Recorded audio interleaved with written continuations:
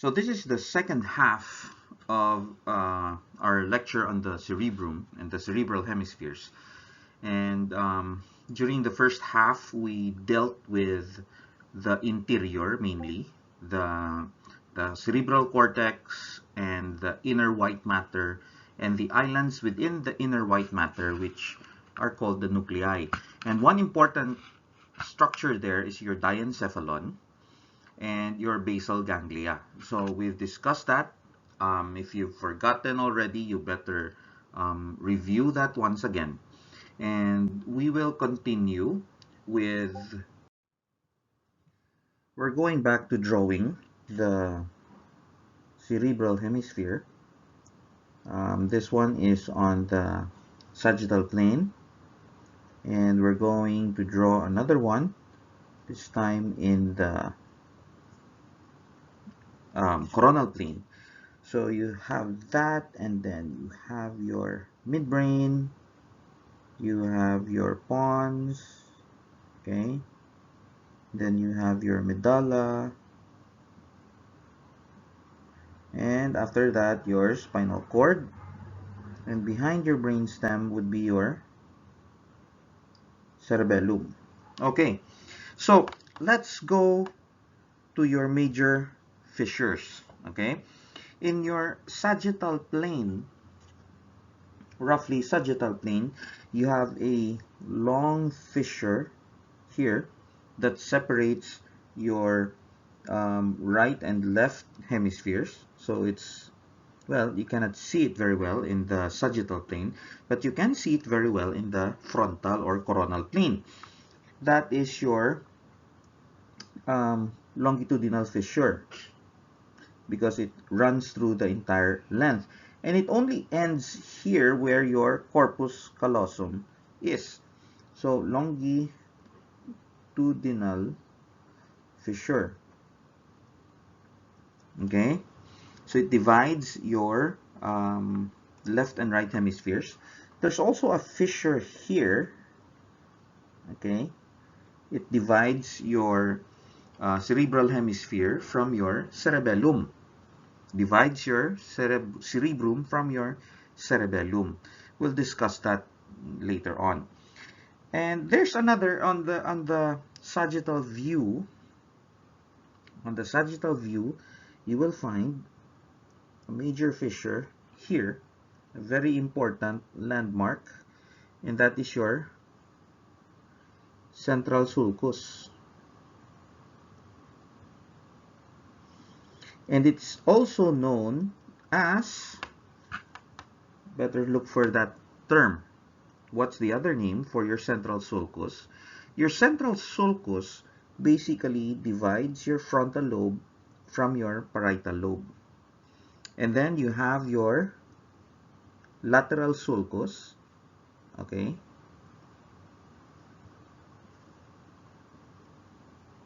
And that divides your frontal from your temporal lobe. There's again another name for that. It's named after a certain person. Now, of course, there's a smaller, less well-known sulcus here. It's called your parieto-occipital sulcus. And from the name itself, you would infer that it basically divides your parietal lobe from your occipital lobe. Okay, so that's basically your major fissures and sulcus. Okay, so again, we're going back here. We're going to draw it again. Here's your cerebellum. Okay, again, you remember that fissure there between your cerebrum and cerebellum. Your pons, midbrain, you cannot see it from the side. This is your pons, this is your medulla. And as it goes out of the skull, it's now officially your spinal cord. Okay, so once you draw the cerebral hemisphere, you don't forget the very important central sulcus and your lateral sulcus. So your central sulcus is very important because it serves as an important demarcation line um, between your frontal and parietal. And then you have your parieto-occipital sulcus demarcating the boundary between your parietal and your occipital lobe. And then you have your lateral sulcus here demarcating the border between frontal and temporal. Now, let's go back to your central sulcus. Your central sulcus is important because it is basically the dividing line and is a very important landmark for two important gyri. Okay, so when we say gyri or gyrus, okay, so it's basically you're basically referring to the hills, and when you say sulcus, you're basically referring to the valley. So, two important gyri, okay, is one in anterior to your central sulcus and one that is posterior to your central sulcus.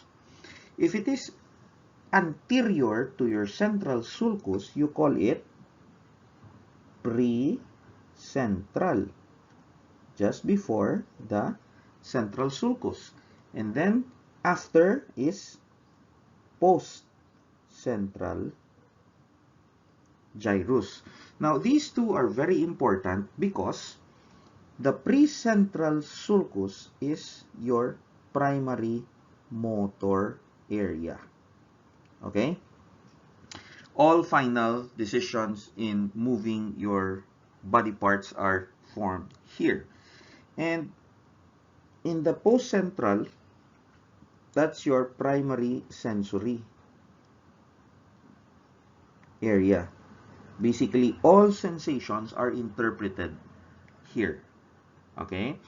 As I mentioned before, your frontal lobe, basically, you associate it with motor functions.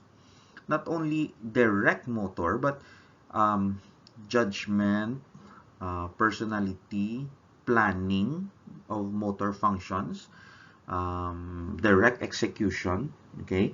And your parietal, just think of it as your sensory lobe. Although that's not entirely generally true, but remember, many of your sensory centers are in your parietal lobe.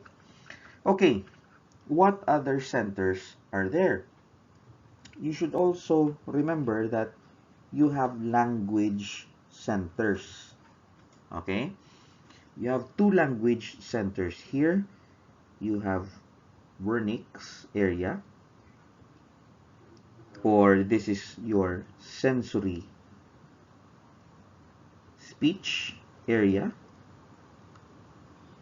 and you have your Broca's. Oops.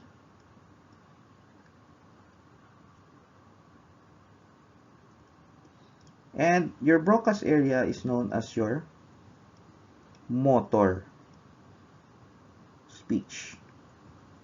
So it's a bit logical because your Broca's area falls in your frontal lobe, which is there's a lot of motor functions there, and your Wernicke's area falls in your parietal lobe, and that has a lot of sensory functions as well.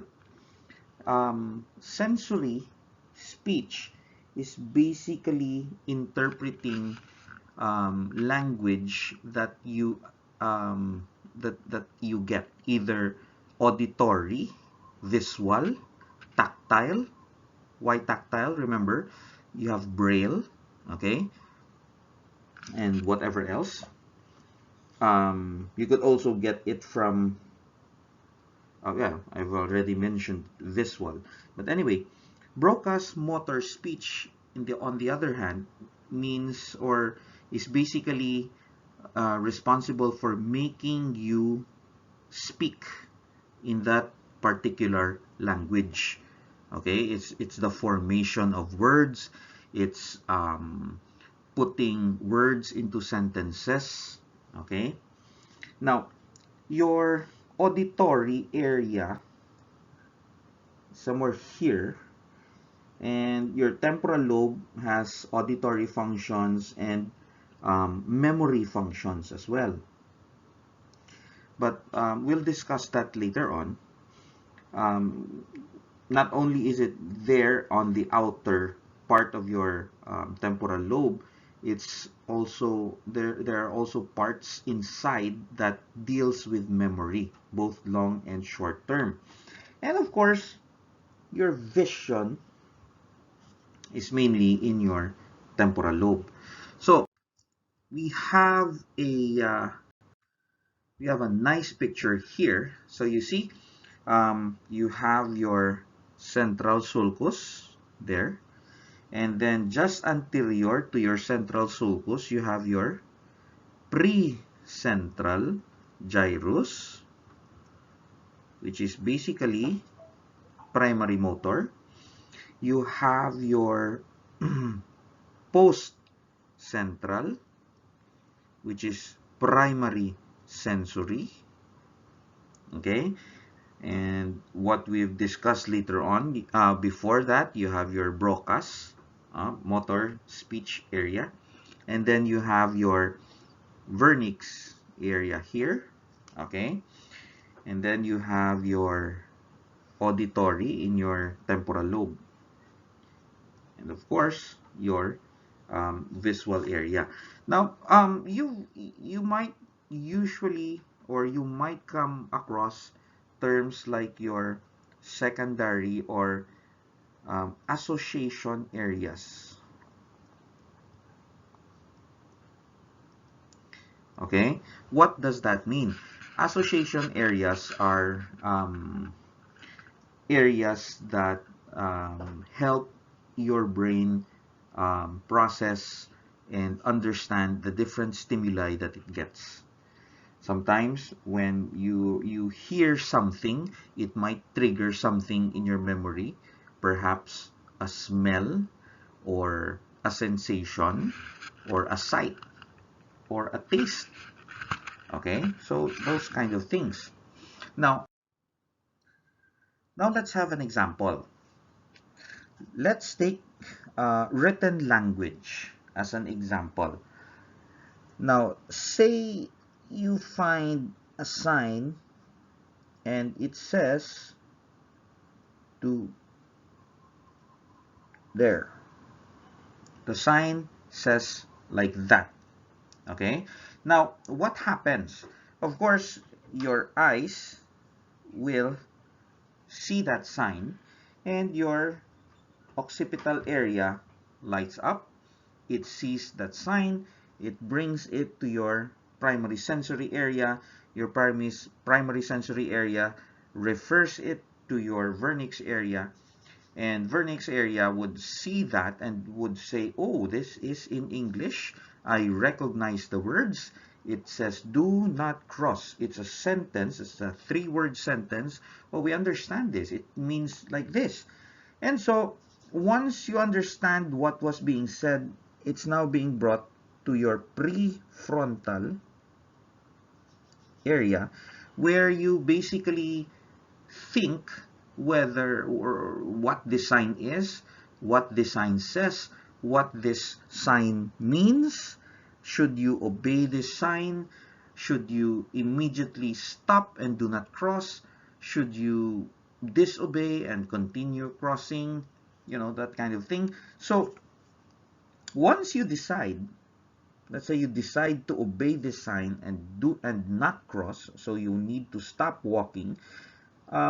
This is now brought to your primary motor area, and then the neurons here would now send the command down your corona radiata, internal capsule, etc., down to your spinal cord, into the muscles of your legs to stop moving. Okay? So that's what happens. Now, let's take another example. Spoken language. Okay? So what if you hear the words stop? Out, you're walking, and all of a sudden you hear the words stop. Of course, your auditory area will light up. It will refer it to your primary sensory area. It will refer it again to your vernix. Your vernix will say, oh, this is English. And we understand this.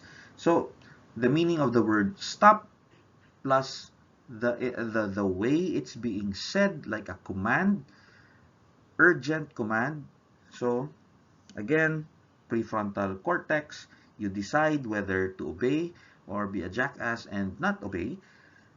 And then your final decision will be brought to your primary motor area, and it will be brought down to the command will be sent to your muscles, whether you will stop or you will run all of a sudden, because it might be the police and you have to run away from the police. So can you see the the way information is bounced around the brain? So this is why it is really good that when you are learning about something, not only do you listen, but if you take notes, your other areas of the brain light up. You draw, other parts of the brain light up. Okay? You associate ideas with something, some memories or some mnemonics. It will even help you remember them long term. So this is very important for you as students.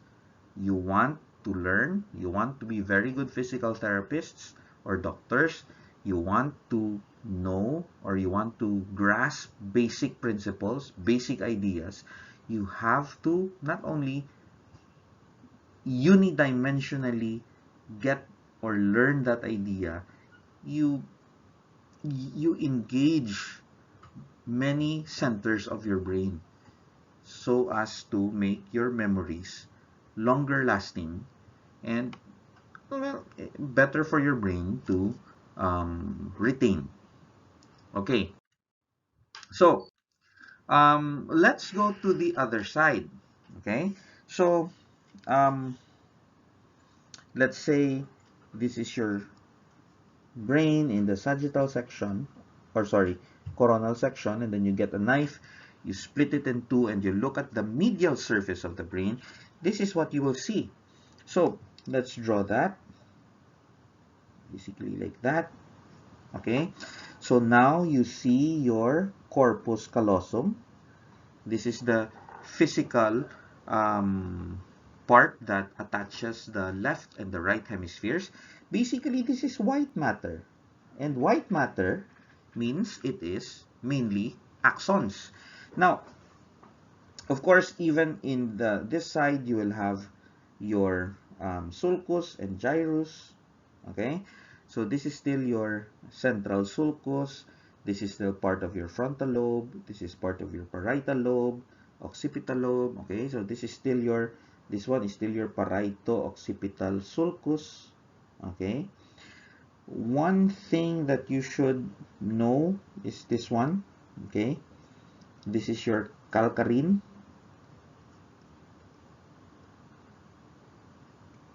Sulcus. Basically, this is the inferior boundary of your occipital lobe.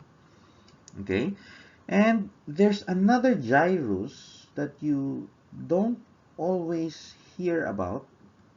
Somewhere here, there. It's called your cingulate.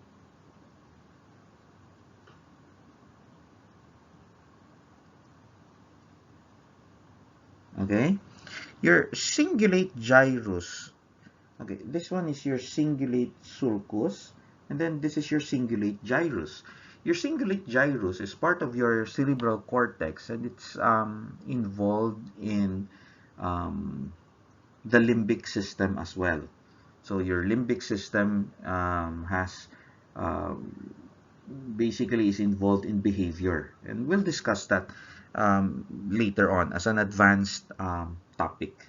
But anyway, medially, you can see like this one here. Okay, that's your most that's the most medial. That's your thalamus. This is your corpus callosum.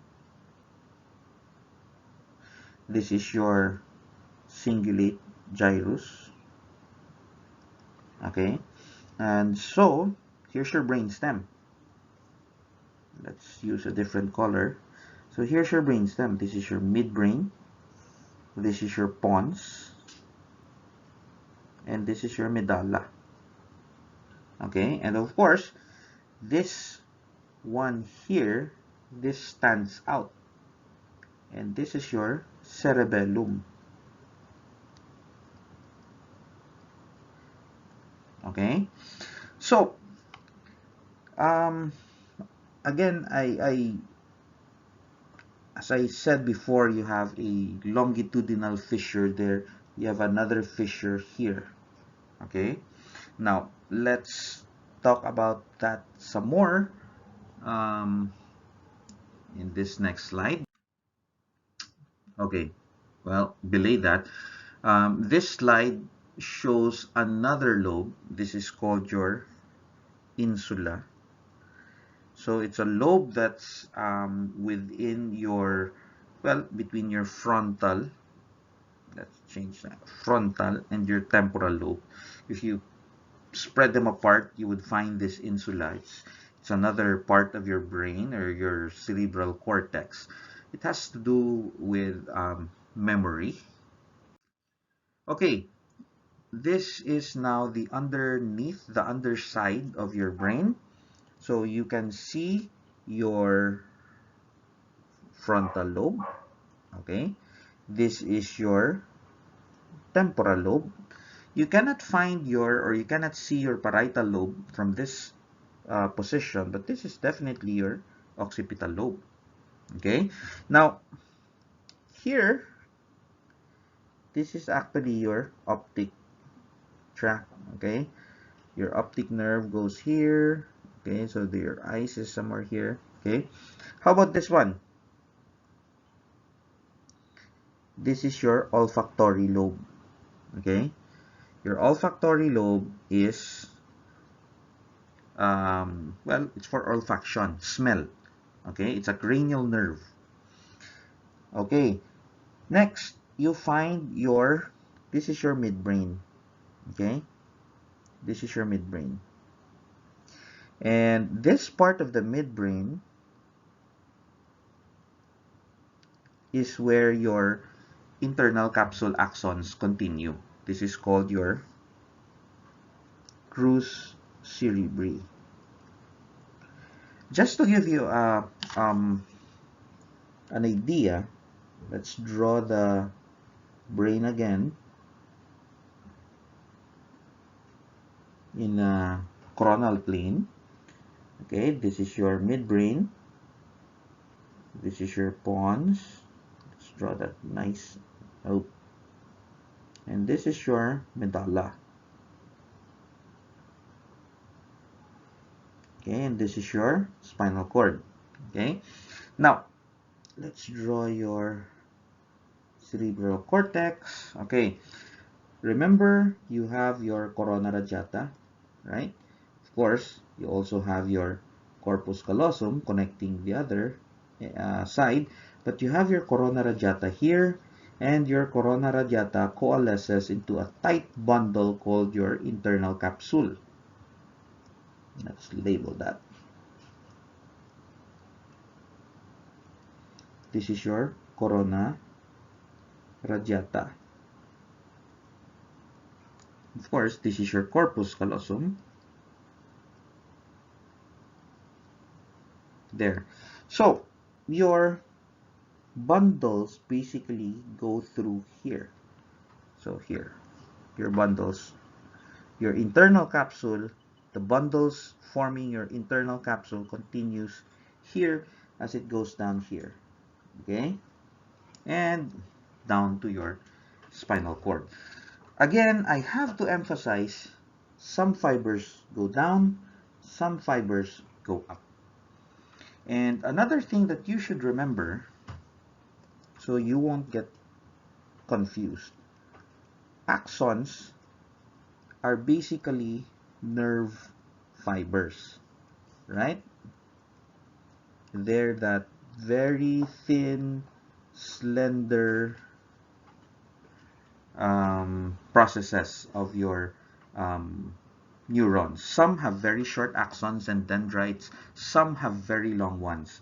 But anyway, axons are your nerve fibers. And in your CNS, axons are called tracks. Okay? So when you hear the word tracks, ascending tracks, descending tracks, don't worry, they only refer to axons. In the peripheral nervous system, axons are called nerves or nerve fibers or nerves. Okay?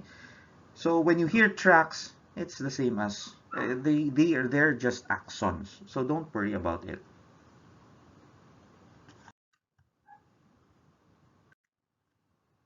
Okay, now we have a skull here, and the reason why I have it here is because we want you to have an idea where the brain lies. Okay, so um, we're going to draw the cerebral hemisphere. It's like that. Okay, and then this is your temporal lobe. Okay, so it looks like that. Okay, lateral sulcus, central sulcus, frontal lobe, parietal lobe, occipital lobe. This is your parieto-occipital sulcus, lateral sulcus, temporal lobe.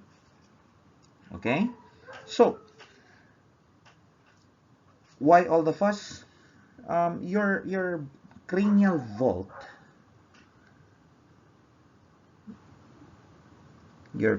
vault, is that part of the skull that houses your brain cerebellum or brain and brainstem.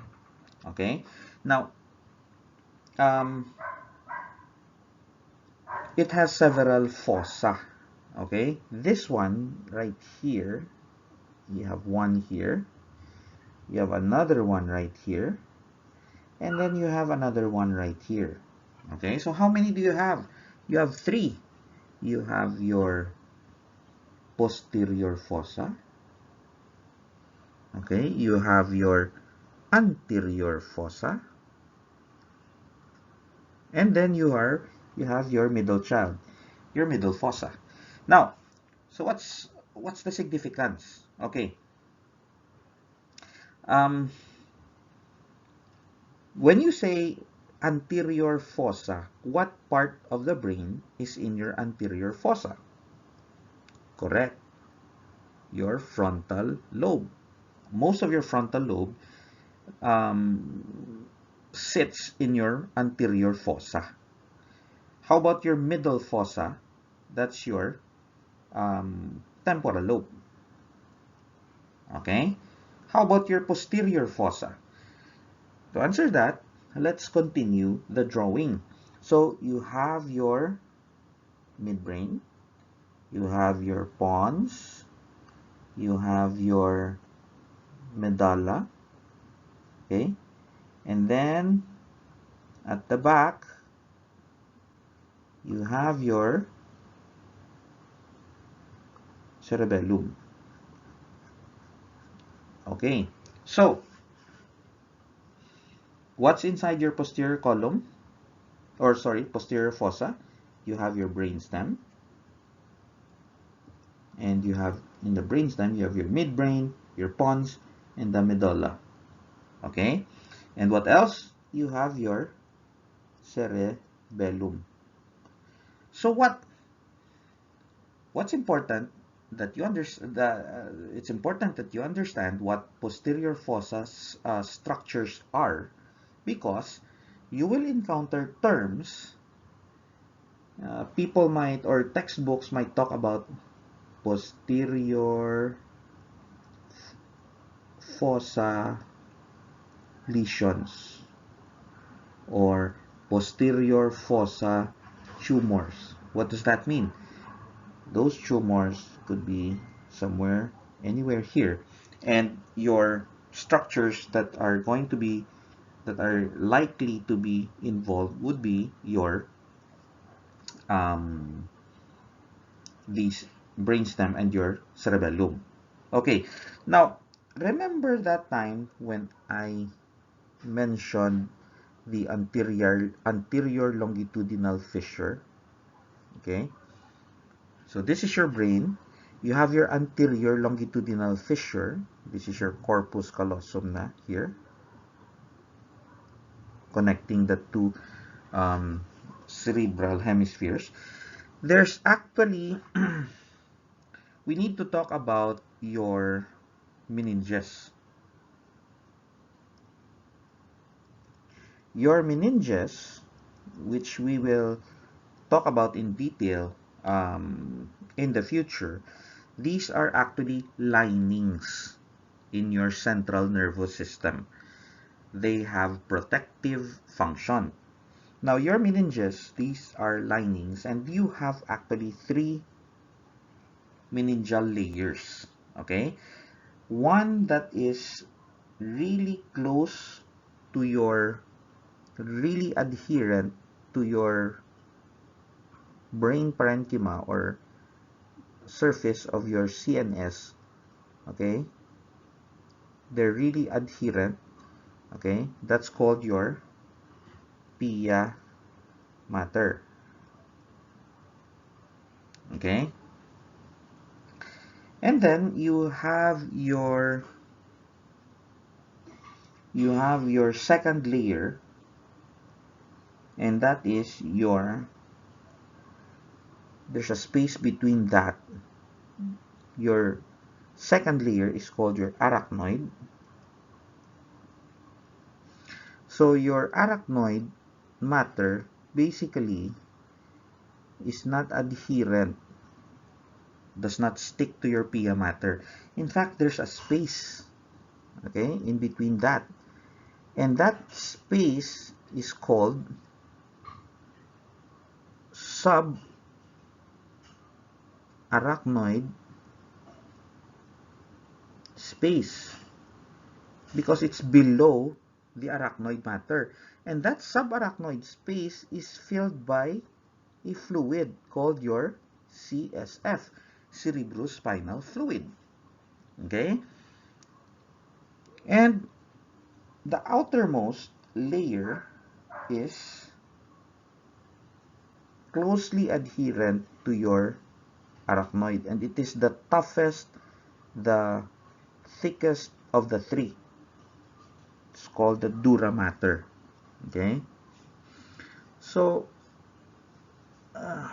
whoops, pardon me, it's supposed to stick to your arachnoid, and as they go down your longitudinal fissure, your dura and your arachnoid actually go down right here. Okay? They're like that. And so you call this part here your falx cerebri. Okay? That's your dura and your arachnoid. Now, of course, there's also another one here. You have your arachnoid matter also coming here in between your brain and cerebellum. Okay? If this one is falx cerebri, this one is called falx cerebelli. Okay? Because it divides your brain from your cerebellum. Other term for that is your tentorial membrane. If you look at it, your tentorial membrane, basically, it's from here to here, and it basically is like that, and it only has a small hole. And that small hole is where your midbrain and part of your pons that comes out. Okay? So, supratentorial, that's above your tentorial membrane, that's called supratentorial, meaning above your membrane. So what are your supratentorial structures? What are the structures above your tentorial membrane? This, your cerebral hemisphere. Okay? How about below that, your infratentorial membrane? What are your infratentorial structures? Okay, so from the drawing itself, you know it's the cerebellum and major parts of your brainstem. So basically, when you're talking about posterior fossa, if you're talking about infratentorial structures, you're basically talking about the same thing. So these are terms that you need to get acquainted with, so that when you're looking at your textbook or listening to people who are trying to sound smart, you won't get intimidated. When they talk about supratentorial structures, it simply means those structures above your tentorial membrane, and you're basically talking about your anterior and middle fossa structures, which is basically your cerebral hemispheres. Okay, so it's important that you know that. And before we end, I would like to add one last part of your central nervous system. So you remember that we talked about the midbrain here, okay? And this is your pons, okay? And this is your medulla oblongata. Now, it all goes out of this hole. This is called your foramen magnum. This is the hole at the base of your skull. And in that hole comes out the continuation of your medulla oblongata. But that's not basically your medulla anymore. Once it exits your foramen magnum, it is now called your spinal cord. Spinal cord. Okay? So your spinal cord is now protected by your spinal column. So, what separates, or what is the landmark that separates your medulla from your spinal cord? It's the foramen magnum. Okay? So, we've talked about a lot now, and I do hope you find this all helpful. This is very important as we delve into your neuroanatomy, as we go into your more advanced topics.